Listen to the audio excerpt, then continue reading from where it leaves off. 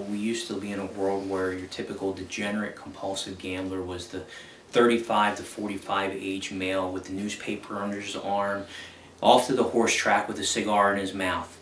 Those times and ages have changed. Since the inception of the internet, we've got more high school, even middle school kids gambling. The internet offers an elderly population to now not have to take a bus trip to Atlantic City, but they can now gamble from the comfort of their living room on their computer.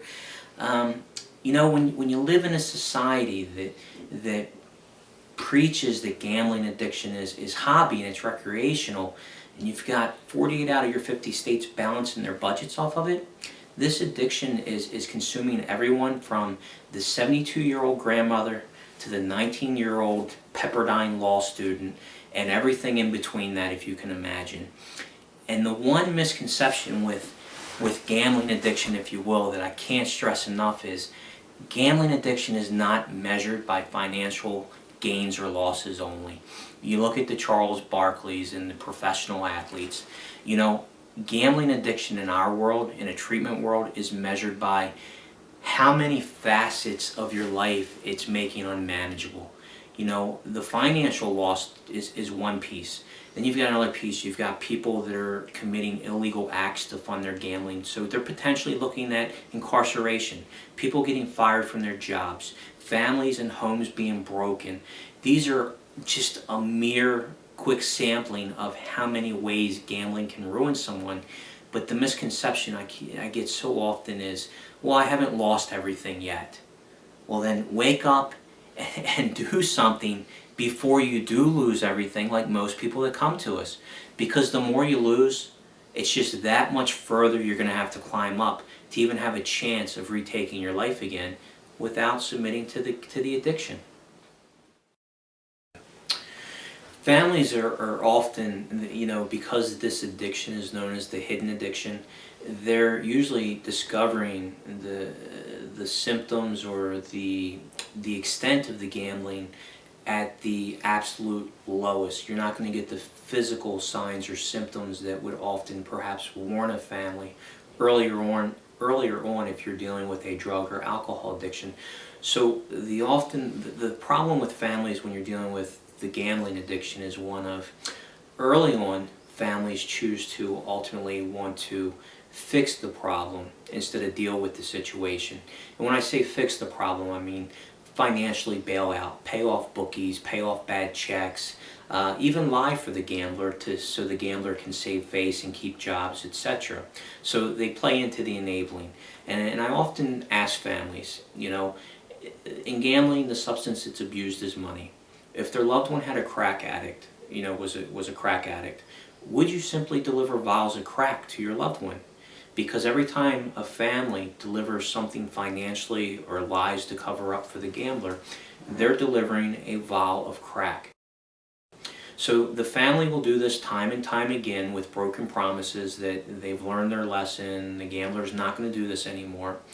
And then there's a period in between where they would have the opportunity to bring in a professional to help them conduct an intervention to move the gambler to a better place to regain manageability of their life. But many people skip that process and they go from fixing the problem for the gambler to the other extreme, which is complete abandonment. Get out, I'm done with you, you're on your own. So what you have is you go from enabling to complete abandonment, and there's nowhere in between. Once a family gets to a point where they're fortunate enough to fall in that period of realizing that they want to do an intervention before complete abandonment, at that point I can't stress highly enough that the only thing they need to do at that point is to turn it over to a professional who understands the complex nature of an intervention. You know, gamblers aren't physically inhibited by a drug, if you will, in their addiction. These people are very intelligent, they're manipulative, they have a way of typically making the family feel bad for actions they've done. So what we want at that point when the family gets to understanding an intervention is needed, make the call to us, and then allow us to come in. I've been there. I understand what your loved one's going through. So I'm not going to be walking on eggshells when I come to meet with your loved one, but I'm going to be setting something up in place so that A, the family's not in danger, and B, your loved one isn't in danger. The ultimate goal here is to move your loved one to a safer place, and that's an environment that Firstep offers, and we will slowly begin to not only mend the compulsive gambler's life and make that manageable again. Part of our treatment protocol is it involves a family component, because we know as you're sitting here debating on whether to do an intervention, you've adversely been affected by your loved one's choices and suffered the consequences.